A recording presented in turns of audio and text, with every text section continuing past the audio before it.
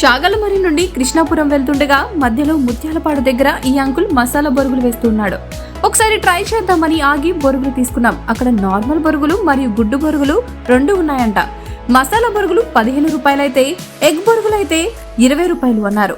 దేనికదే చెప్పాలి కానీ 2 super taste ఉన్నాయి. ఎప్పుడైనా ఇటువైపు వెళ్తే ట్రై చేయండి. మీరు బొరుగులు ఎక్కడ ఇష్టంగా తింటారో కామెంట్ చేయండి. నెక్స్ట్ అక్కడ కూడా ట్రై చేద్దాం.